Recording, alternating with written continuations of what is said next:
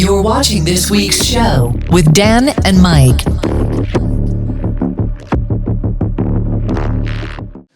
This week's show from the vault. Bonus episode. Or now becoming a regular, I think we can say that we're a 2 podcast a week channel now. And a radio show. And we do the radio show as well. Links to our weekly new music radio show are always in our description. Make sure that you like, subscribe, and hit the notification bell on this. Well, you got that in early. I know, surprisingly early for me. We should do it again so that it makes up for the ones that we didn't do in the last podcast. Yeah, no, completely forgot to do it. We were too hyped for 2,000 Trees. Oh, and Aussie and everything that we talked about. Whilst we're doing our promo stuff, we are on Insta, we're on Facebook, we're on TikTok.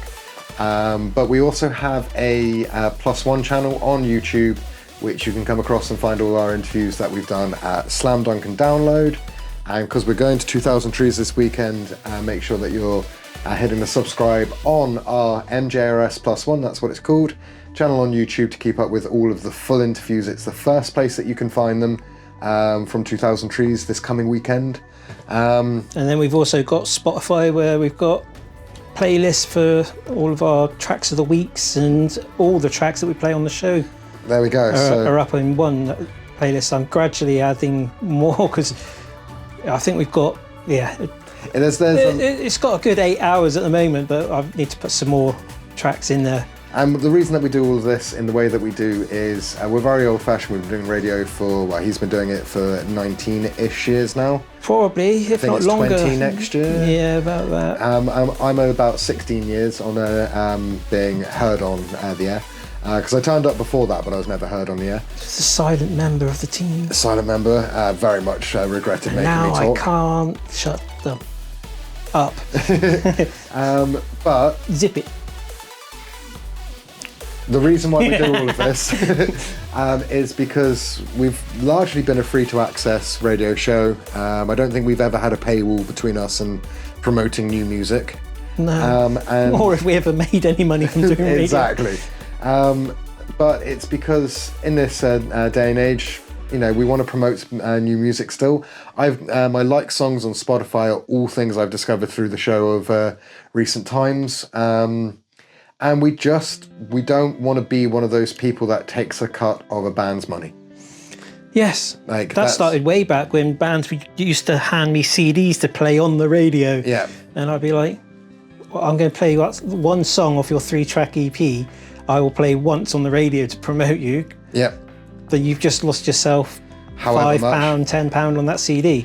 Just send me the MP3 and all the stuff you need, and you can sell that or give it to someone at a gig or something. It's just...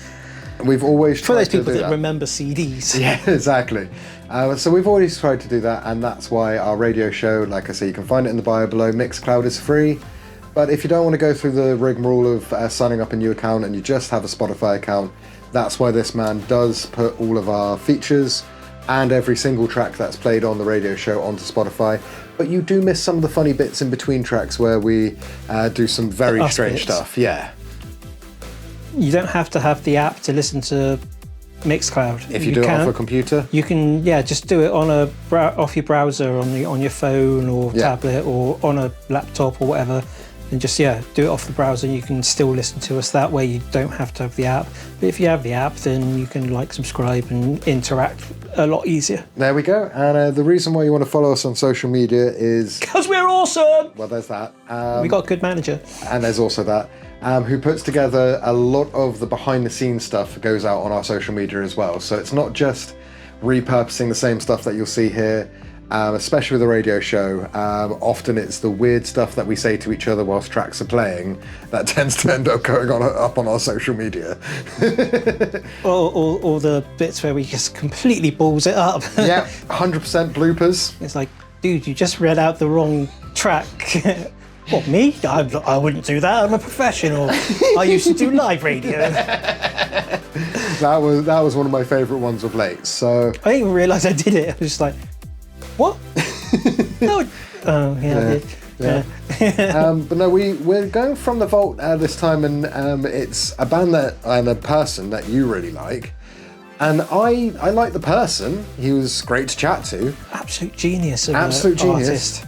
just doesn't do stuff that gets me excited, so I don't tend to listen to much of his stuff. Well, I think you need to go back and do a proper deep dive in everything that Devin Townsend has done, because I've been doing that today in preparation for this, and it's just, the guy is I use the word genius, but he really is, because like we know he started in Strapping Young Lad, which was very heavy, very interesting metalcore as far as I remember. Yeah, there was all sorts of everything, whereas once that disbanded and fallen apart, the stuff he's doing under his own name has just been eclectic. There is some heavy, that's why they call him Heavy Devi, tunes like, for instance, Kingdom. Yeah. Absolutely insanely heavy, where you can feel it in your sternum. But then that's off the Devin Townsend project. But then there's the Devin Townsend band. Yep. And then there's just Devin Townsend. But so if you just type into your streamer Devin Townsend, you're going to get a few options. You're going to get a few options, yeah. But there is stuff like, there's a track called Why with a question mark. And it's almost like rock opera. And his voice is... I think I've seen reels of him doing that live. Yeah. That sounds familiar. The range that Devin has, like, to be able to sing like opera, with that track itself, it kind of reminded me almost like Freddie Mercury when he did Barcelona with Montserrat Caballé, and they have that thing, but where Freddie could hit the notes and Montserrat could do it as well, whereas Devin does it all himself. But that was the incredible thing watching the reel, because it was only about a month or so I saw one of what he was doing live, and I did sit there and go, whether you like him or not, you can't say that he's not talented. Yeah, and then you go to play another track by him, and it's ethereal and floaty, and you know, he's worked with other artists like Shaimi and people like that. Just mirror exactly what he does, and you can. I was listening to some of it the other day, actually, when we first talked about going into it, and I was just like, this is like sunset driving down the highway, you're just like a bit like blissing out. It's almost in places almost like symphonic trance without the beats. That kind of stuff where you, what's it called, downbeat and that kind of also, stuff. Also a bit like Floya that we got into a couple of years back. Yeah. But it's very much, some of it is the technicality of going to see someone like John Gome, or the Monuments, that type of... Monuments, that kind of tech metal, John Brown, djenty type of thing, where, it's just all fret work and it's just amazing. But then I think it's in one of the interviews that he did an entire project as a pop artist with, I think it might have been with Disney, but he's such a perfectionist in what he does. He didn't like it, so he scrapped it. They recorded it, mastered it, and he's just like, it's not my best work. Binned it off. Well, interestingly enough, so we've got to tell the story about the interviews, but it does cover some of the stuff that you're saying, because if I remember correctly, you had 2 or 3 interviews booked that for various different reasons he couldn't do. Had 2. No. Yeah, there was 2. One, I was supposed to... He ended up playing in our hometown of Exeter. But he was too ill? No. It was... the gig went ahead, but it was the same day that I had come from my granddad's funeral, so I really wasn't in the mood to sit and talk to someone that I really wanted to have a good conversation with. And then there was another time where we drove up to Bristol and we were literally just coming off the motorway, and the tour manager phoned up going like, Devin's not too great, can we bunk the interview? You wanted to protect the vocal cords for the show. Can we bunk the interview? And was that the one, sorry, just to break in, but in the changeover between main support and him, there was nothing but his brainchild cartoon where it's just super weird. Yeah, and that was playing the whole way between Ziltoid, That's it, Yeah, so that's another thing as well. He's got like alter egos. Ziltoid the alien, and that's a concept in itself. He's very much a concept kind of guy, but once he's finished with one concept, He's done with it. He's done with it. It'll move on. There was 3 albums that came out like in very short succession about a decade ago that were all interlinked, but they all kind of flowed together, but they're all completely different. It's just almost conceptual in storylines, like the Smashing Pumpkins album that came out. The 33 tracks that was he's just whatever he does, it's insanely good. Well, interestingly enough, so you say about 10 years ago, because it's on a poster behind me somewhere, Sonosphere 2014 is where the show first managed an interview with Devin Townsend, because it's the only Sonosphere... On the Sunday? Yeah, I ever did, because we only did it once together, didn't we? Yeah.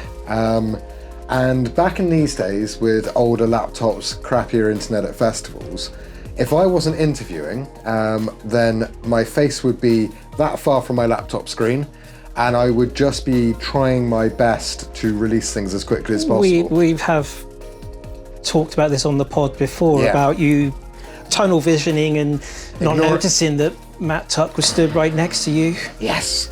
So, what would happen at other festivals and the one which I ignored Matt Tuck at, is Mike would literally just tap me. He was in charge of getting me sort of ready, and he knew I needed about 30 seconds. That's it. 30 seconds and jump in. But Sonosphere was set up this year in such a strange way, and it was 2014, so it is about 11 years ago. It was, yeah. At Nebworth. At Nebworth. I just remember getting up, sitting down, Mike immediately saying, "You're rolling," and then I look across, thinking that I was going to be doing somebody like The Defiled, or maybe Reckless Love, or something like that. No. He sacrificed talking to somebody that he really likes so that he could prank me, because I look across and Devin Townsend sat there. Yeah, well, your online handle is Devin Dan, so I thought, it just, as Mr. Townsend was walking towards us, I thought, Devin. Oh, this is genius. Devin. It was literally like 90 seconds before I was supposed to interview him. It was like, no, this is so much more better.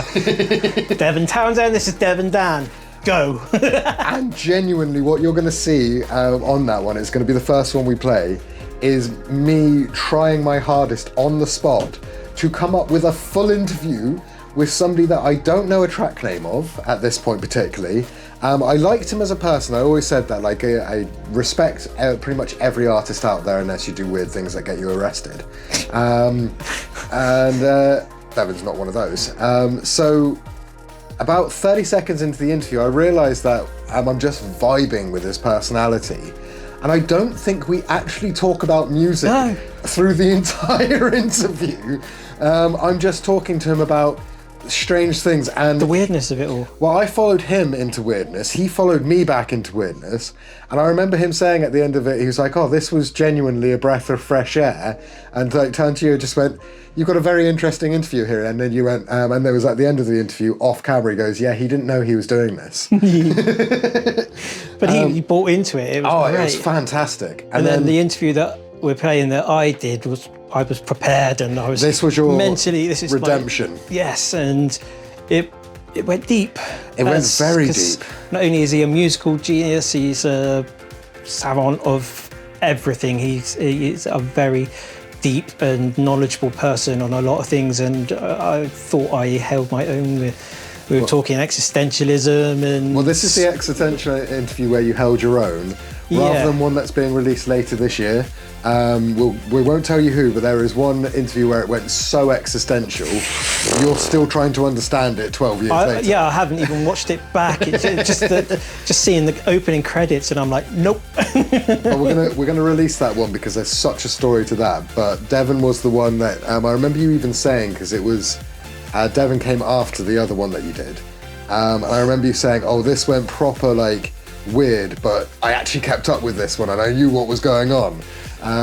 Because it's become rock show lore that you still don't understand what happened in the other one. No. I'm going to have to watch it back before we...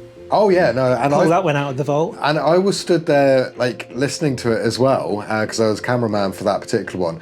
And don't get me wrong, I kept up with some of his concepts because I wasn't having to think like an interviewer and come up with responses. I could just sit there and actually listen. Even you outside was like, do you need a cigarette? And I don't smoke. I'm like, maybe. Maybe, yeah. Whereas I've watched back my Devin one, which is, and I don't know if anybody else can tell it, but I can tell the point that I realise that I can do my Devin interview because I'm feeling comfortable enough, and like we've done this type of stuff to each other and just thrown each other onto the spot from time to time because it made us better interviewers, it made us better presenters.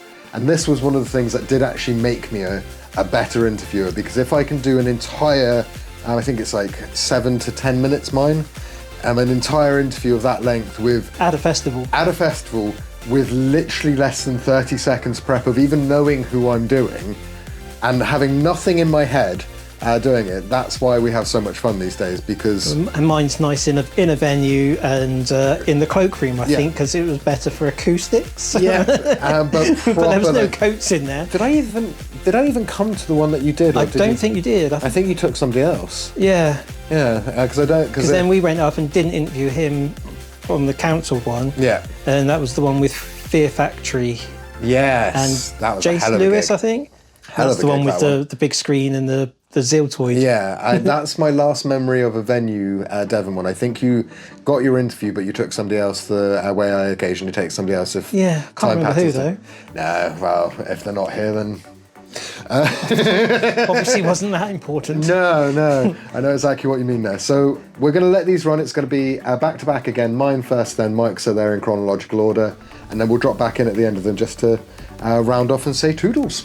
Right, so it's Dan on the Mike James Rock Show, and I'm joined... Well, I'm going to get this man to introduce himself. Okay. Hey, I'm Devin Townsend, and I'm here with this guy that I just met, whose name is... Dan Butt. Dan Butt. Devin Dan, so I'm Devin with Devin. This Devin Dan Butt with Devin Townsend, and we are here to meet... Mike James. Mike James. Right over there. All right. Hit me, brother. How's it going so far? I just got here, and I spent the entire time here thinking about other things other than this. So the transition period between that way of thinking and this way of thinking has put me into 2 awkward social situations so far. I'm working on the 3rd currently. I like it. Yeah. And I think overall I'm doing well. I think I'm doing okay. Cool. Yeah. Well, that's good to know. Yeah. So, are you looking forward to later, or are your brain not processing that yet? Tomorrow, I think. No, yeah, absolutely. I mean, I think my not fear, but my apprehension about doing these things has certainly gone away recently. Not completely, but I mean, it's become something that I recognize more as kind of what I do. Okay. As opposed to. Perhaps in the past where it was fraught with a lot more insecurity than it is now. You know, really? I'm like, well, yeah, that's what I do. I play, I'm a professional jackass, and that's what I do. You're right? a professional, I like it, professional jackass. That's why I need a shirt. So, what have you been up to in sort of the run-up to coming here? Shit, man. I did a double record with this Casualties of Cool project. We did this pledge campaign that I have spent months and countless hours fulfilling in terms of handwritten lyrics and singing birthday songs for people and Nice. things like that. And, I got kids and mowing the lawn, and I'm in the middle of making this double record with this stupid Ziltoid alien puppet that I've been working on. And so we've just been hemorrhaging money on puppets. And the end result of that is going to be one of 2 things, and I'm hoping that it's really cool. Otherwise, it's just going to be such a monumental, colossal failure that even in that sense, it'll be awesome. I mean, it's like, who wouldn't want to fail making puppets?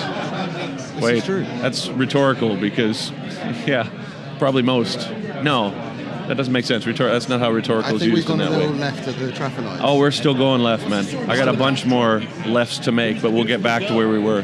Hopefully so. Hopefully so. 3 more. I mean, you've kind of touched on it with the puppets and the randomness. Where do you get all your inspirations from, or is it just sort of what comes out, comes out? Yeah, well, I certainly don't try and do anything. I mean, the only thing I try and do is not... be rude to people, I guess. Okay. But I mean, I've got a very sober lifestyle, and I guess I've never had the benefit of being cool, so it's certainly, I don't feel like I've got much to lose. Like, I think a lot of your fans would disagree with you, though. I think they think you're pretty cool. Well, that's nice. I mean, I appreciate it, but I mean, I think if you feel like you have to fit into a certain thing, then there's parameters that are imposed by all those things that it's like, well, you don't ramble or you can't make puppets. And to be honest, I don't want to be part of a scene that I can't do my thing in. This is true. Yeah. This is true. And I mean, shit, dude. It's like there's tons of other musicians out there, and it's like, if you want cool, hip, heavy metal shenanigans, there's plethora of bands that are looking for your support, right? Yeah. For me, I want to be creatively free to do whatever it is that I feel like doing. It seems to work for you so far. I mean, we caught you in Bristol a little while back, and I think it was the most entertaining stage setup we've ever seen because we had your stuff playing in the background, which was pretty cool. Yeah. Well, I get bored really easily, so I think a lot of what I do live is less random than it appears, as much as just an evolution of an idea that the genesis of it would have been, relatively straightforward. Okay. Then after a while, you're just like bored, and then it just morphs, and then before you know it, you've got something that entertains me, and maybe to somebody who's a new initiate into the program, into the weird, might think that it's a little weird. But I think, honestly, I have to discern in my own world whether or not, I care whether or not people think I'm anything other than what I am, and I don't think I do, to be honest. You don't think you do? No. I think that's positive. I think that's good. Absolutely. Yeah, it's healthy. This is true. Yeah, then I don't second guess it, right? No. I reckon at some point you should put together like just random people of similar ilk. So like, I don't know. We'd kill each other. Yeah, but still, it'd be awesome to see you like sort of perform like Wes Borland when he's in his full makeup, because that would be like two random members together. Well, I think there's also this sense that the randomness in which I feel I demonstrate by not second guessing it. Yeah. The intention behind it is to be kooky or wacky or something. And I think because of the nature of the industry, people feel they need to put you into some sort of category. Yeah. And it tends to be convenient to put you into those places or put me into those places. But again, it's like however people want to categorize what I do is fine, but I'm certainly not crazy, and I'm certainly not doing this to elicit some sort of reaction from people. I'm doing it to entertain myself, and I do, And it's just, I suppose, that a benefit that other people enjoy the entertainment at the same time. If they do, it's great and often surprising to me. Well, we've got a little bit of jealousy from some of our friends in the scene where we are, that we're actually coming up to here to meet you. So it's almost like the opposite for people that are fans of you. They think, you're like really cool, like I said before. Yeah. And we got a little bit of jealousy, which is pretty random. Yeah, well, I mean, I think it's... the more my profile raises in terms of what I do, the more I have to, I guess, be aware of the fact that every decision you make carries the ramifications of the people who are emotionally invested in it in whichever way. And I mean, again, that becomes difficult because at the end of it, you end up second guessing it again. You're like, well, this is what I feel like doing. I feel like reacting to my environment in this way. But now that I know that there's people that have a perception of you without ever having met you, then you end up perhaps thinking about it more than you did, before your profile was at that point. And I guess, I just spend a great deal of my time trying to just not think about it, or at least take it with a grain of salt, right? But tell them I said hi. We will do. Sure. We will do. Yeah. We're asking everybody the same sort of completely random, not music-related question this year, and it's: would you rather hiccup for a year or sneeze for a year? Hiccup. Hiccup. Mm-hmm. I think that's the quickest answer we've had. Yeah. So, is there any reason behind it, or? Well, I mean, I'm easily irritated by everything, and I think that sneezing is a lot more of a dramatic reaction. Yeah. And I could probably function. And plus, I don't like being. Contrary to what it appears, I don't like being conspicuous, and I think that hiccups are something you could contain a lot more than a random explosion every 3 minutes, right? That would be quite entertaining. Yeah, well, for others. Yeah. I couldn't work, Well, do you reckon you could still sing with hiccups? Because this is the thing, most singers tend to go with sneezing. For some reason, they think that's going to be easier. I dislike singing so much that perhaps it would give me a valid excuse to not, and just get a bunch of other people in my world to sing for me. I like this idea. So this is where, do you want to like put an advert out now? Sort of any singers willing to come sing for you, you know? Ladies and gentlemen, if I get hiccups for a year straight, please come sing for me. I think this has probably been one of the most fun interviews I've ever done. So thank you very much for taking a couple of minutes. I mean, your bar needs to rise then, brother. Because everybody's too serious, man. Everybody's too serious. Yeah, it's so weird, dude. I gotta tell you, it's like maybe it's just the click or whatever. I don't know, but I mean, you know, you gotta take it with a grain of salt, right? This is true. It's all pretty silly. Thanks, guys. Cheers, brother. Cool, right, it's Mike from the Mike James Rock Show. This man needs no introductions, but I will anyway. It's Devin Townsend. How's it going? I'm good. I'm so much taller than you today. I'll sit up, right? All right, I'll slouch you can slouch and just relax. Back in the UK. Welcome back. Thank you. How was Europe? Good. Yeah, you know, it's like any tour. It's a ceremony opposite. Someday you love it with every ounce of your soul. Another day you're just like, I can't do this anymore. Yeah. It's so dramatic. It's pathetic. You know, but this tour in itself has been, I mean, I've been touring for 25 years, man, and this tour's been great people. The other bands are really, have become good friends, and awesome. Yeah, it's like no hierarchy. It's been really well attended too, so. Because you're out with Periphery Outshining for the whole European tour. Yeah. We've been out with Shining many times before. We share a vehicle with them, and it's just, you know, you find people that you can live with, and you tend to stick with that. Especially going around Europe, it's a 3-4 week kind of time, isn't it? You've got to be in each other's pockets. That's it. And if you haven't seen Shining, they're one of the best bands you will ever see. They're not the Swedish Shining, they're the Norwegian one. Okay, not to get confused because they're different in styles. Yeah, certainly. I mean, I actually like the other one too, but this one, if you haven't seen Shining, they're just astounding. Cool. Yeah, and Periphery as well. I mean, Periphery are really kind of hip band right now. Yeah, they're on fire, aren't they? Yes, very much. Last time we caught up with you was a Somnisphere. The set seemed to went down really well. Yeah. You've been pretty hectic since as well. Yeah, maybe a little less so than I had been in prior years, but you know, let's not fool ourselves. Yes. You got the new album out. Congratulations on the Juno? Yeah. If metal bands are getting recognised in countries like Canada and things like that, in the national, I guess the equivalent to over here is the Brit Awards. Yeah. Do you think there's other award ceremonies around the world that should follow suit and open up to all genres of music? Because it's a huge award, isn't it? Yeah, I mean, I don't have any definite answer to that. Just because it's the way that I perceive what I do is it's nice to be recognized in that way, but it's certainly never going to change too much. I think that it's more an acknowledgement of this style of music, which is certainly a start. Yeah. But I don't think in the same way as the Grammys or the Brit Awards would acknowledge heavy music isn't really going to significantly boost its popularity, right? But it is great. Is metal more mainstream in Canada? No. No, we're the redheaded stepchild, right? But I mean, at the same time, it's where I'm from. You know, it's.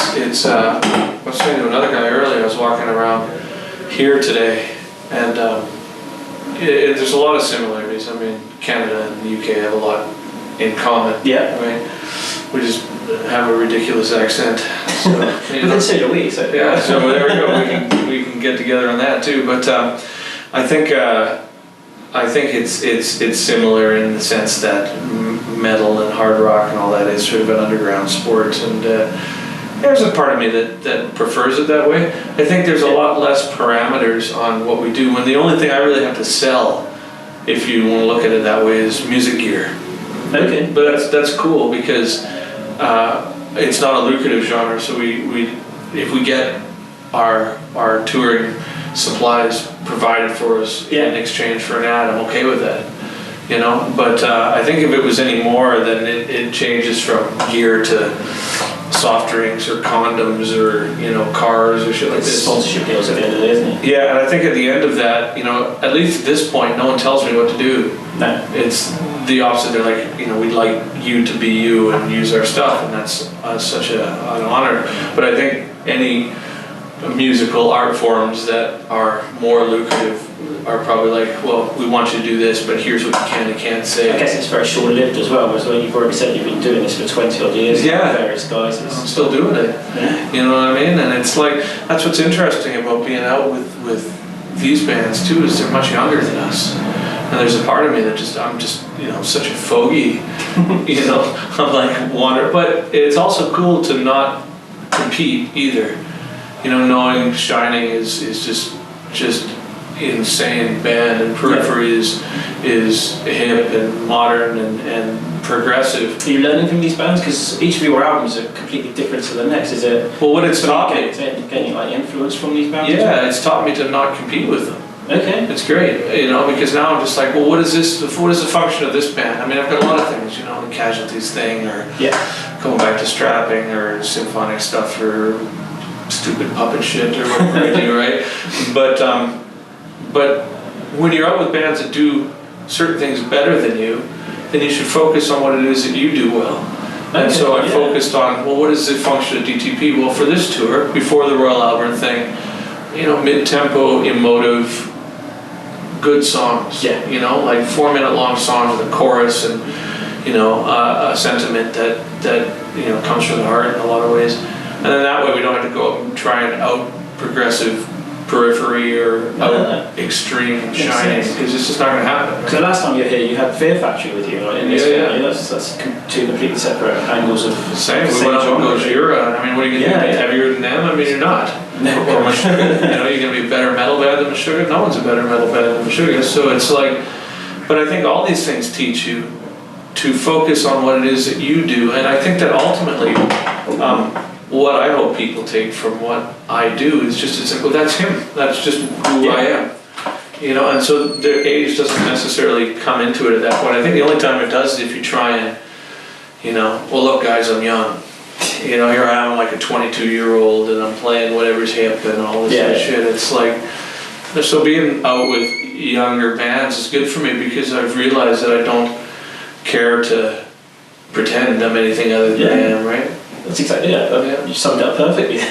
But also we get along. Like it's all these bands that we just mentioned that we toured with. Like we're doing this festival in Holland in a couple of months. We're headlining a festival, but it's all black metal bands. Okay. Like Marduk and Defleshed and all this.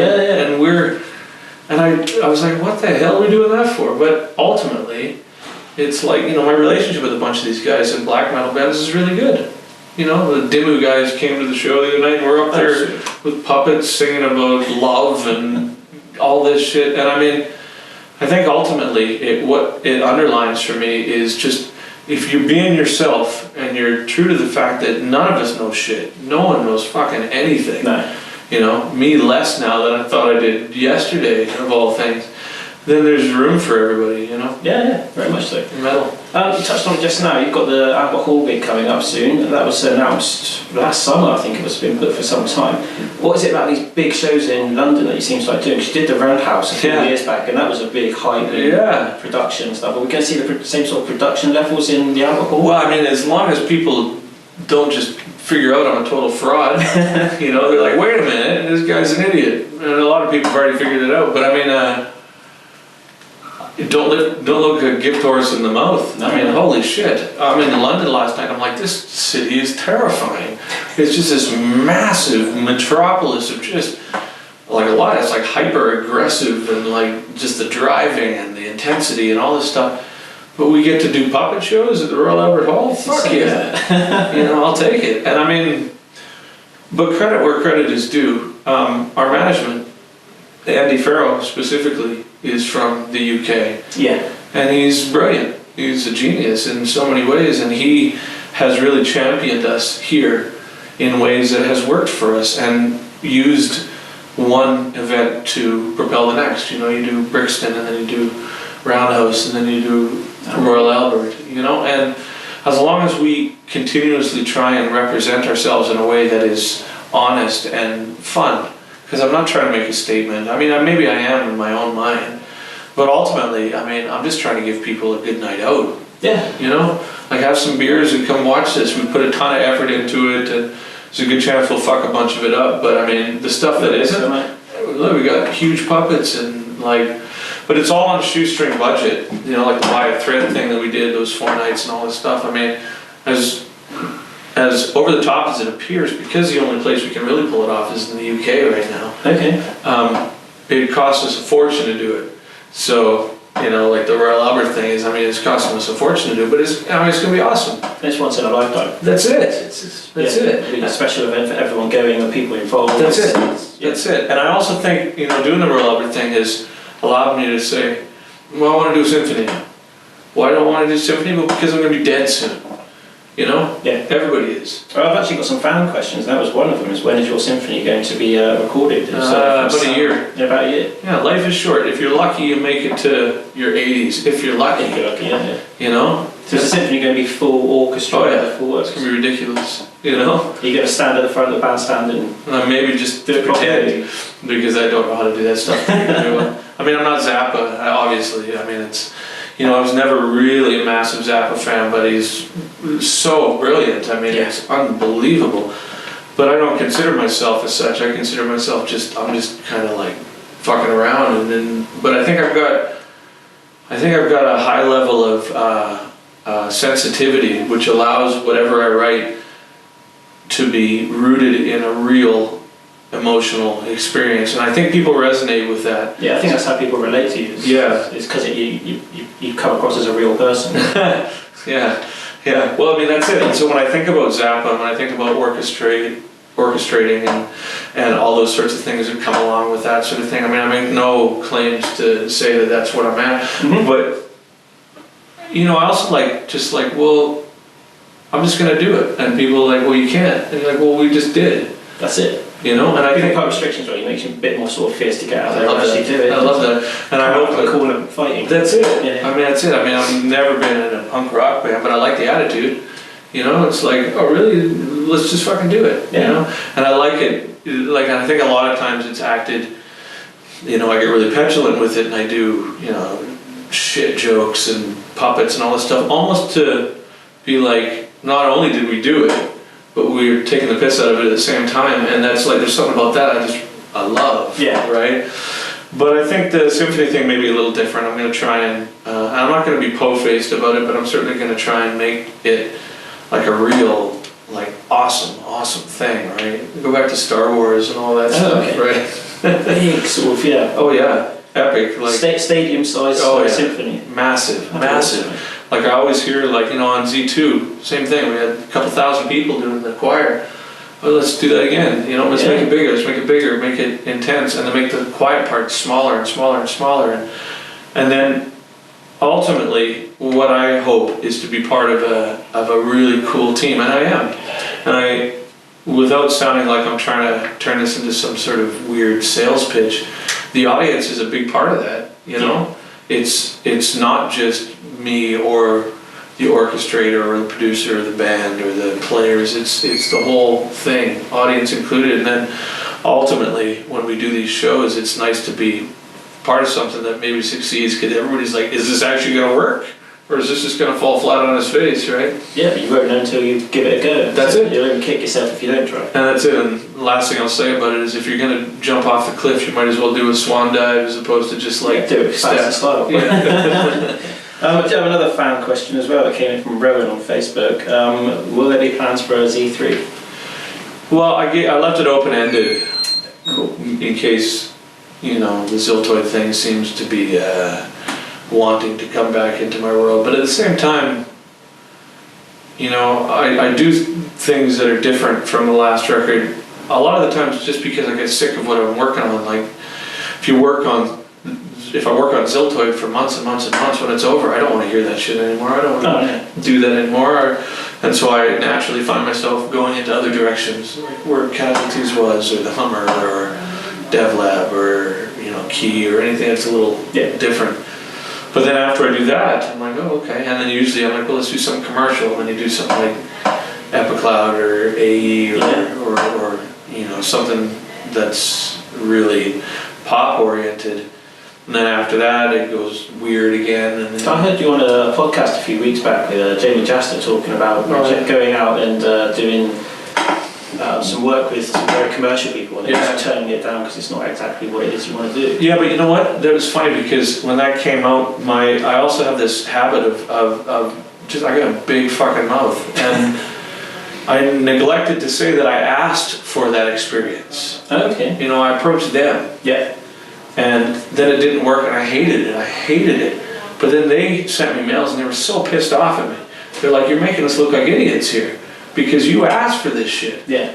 And, you know, and I was like, oh, you're right. So I went online and I said, hey, you know, I did ask and all that stuff. To be honest, it was a really ugly situation after that because these are people that I've known for a long time. Okay. And then I just ended up like, you know, with my big mouth, but I still stand by it. I fucking hated it. But you still did it. I did it, and it was my decision to do it. And so I say to people now, you know, that whole thing is that group of producers. So you find other names, but I don't want to mention the name because I don't want to compound it. No. Are incredibly intelligent and really talented and have 1,000 times the success that I do.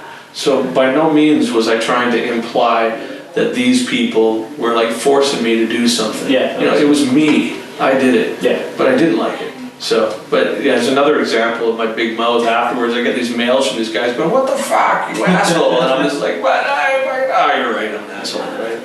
Live and learn. But you tried it and I did. It for you. Oh, God.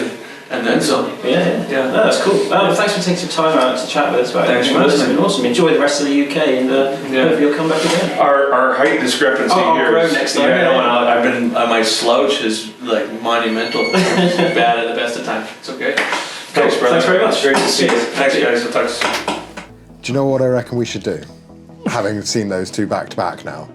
Try and get another interview with Devin Townsend, and we both interview him. Yes, and tell him the stories of those two interviews. I'm pretty sure he's going to be tagged and watching this. Oh yeah, for sure. I do believe he's having some time out from music at the moment. Maybe see if we can get him on Zoom, because that's more likely than waiting for... I think he's literally just having... Oh, he's doing the complete... I think he's got to get back to life to be able to write and compose and stuff. So something that came out of the Aussie thing is we're going to call when somebody completely disappears off grid now the Phil Ensemble, because there was a video of him chatting to Metallica where, I kid you not, you can go check it out, this is online already, where he's talking to James Hetfield and saying, I didn't own a phone until we reformed Pantera, ever. He's never owned a phone, and it's because Zakk Wylde refuses to do anything apart from text. So if you're completely off grid, getting back to your roots and being just a human being, it's the Phil Ensemble now. Okay, it was probably a good thing that Phil wasn't online for a large portion of that, I'd imagine. Yeah. Just stay in your compound and... Well, he's a bit like, weirdly, a good comparison is Brock Lesnar. Okay. Brock Lesnar genuinely hates people. He says it in nearly every interview he does. Don't we all? Yeah, pretty much. Except for our viewers and listeners. It's easy for us to do this because I do get social anxiety, but not with my friends and people I work with. And it's the same with Brock, is he likes working with people. He liked going out and performing for people, a bit like Phil, but he's not one of those that when he's not out there doing either singing or wrestling, depending on who we're talking about, it is, right, disappear from the world, get back to a farm, get back to... Exactly like me, I just go home, just me and the cat, in my happy place. I've got the addition of my father here, but that works for me because I live in a tiny village with my cat and my dad. You did leave home, we have to say that. You brought your dad back into the fold. My dad moved it. My dad lives with me, I don't live with him. But he still grounds you if you're late home. If I'm home too late. But no, that you just get to a certain point. We've been doing festivals, gigs, shows, promoters, all of this for easily, you as a promoter, we're talking 20, 25 years of doing stuff. You do hit a point at some points where you like doing the outside stuff, like going to a gig or promoting a gig, doing all that. But you for me, and I think it's the same for you, one of the biggest things that made me more, right, I'm going to go off, I'm going to do my gig or my festival, and then I'm going to come back and get away from the world, so I stopped drinking. Yeah, I don't like being around drunk people. No, I don't mind it, but there's definitely a point on a drunk night where I'm like, right, everybody has imbibed too much. I've heard the same point being made 6 times, and I'm not trying to harsh anybody's buzz. That's not the point. You do you, babes. And that's why I remove myself from the situation, is because I don't want to harsh anybody's buzz because I've chosen to be sober. But there is a point where the fun interaction, where you're a sober person interacting with drunk people, suddenly becomes less fun. And that's the point I go home. Or back to the tent. Yeah, plus it's kind of frowned upon to be green in pubs nowadays. Yes. So you stick to your drink. I'm going to go home and be environmentally friendly. Yeah, sober and green. And so that's how we do. I think that's literally everything. We've got. That's it. I've already got some thoughts because there's no From the Vault next week, because we've got Evolution main event as one, and we've got the 2000 Trees vlog as the other. But I've got a couple of ones to pitch to you in the drive up to 2000 Trees, what we can do from On the Vault next time. Because it's a big vault. There is a very big vault, and we've got some very interesting interviews to go back into. So make sure you stay tuned. I'm going to chuck another one out there. Do a like, subscribe, and hit the notification bell. Getting one in early in case you forget it at Trees. Yeah. But also, put some comments down. Yeah, we'll interact with you. Yeah, or our manager will if it's not us doing it. And it's also like, find out whether or not we've already done an interview with a band that you like, or tell us which ones you want us to go out there. If it's somebody that we've never interviewed before, we're probably even more game for doing that than touching base with people we've already spoken to, because new interviews are super fun. So yeah, that's pretty much. So that was us just saying that we don't like being around people. But if there's a new interview available, then we're up for it. Yeah, exactly. Because talking to new people is fun.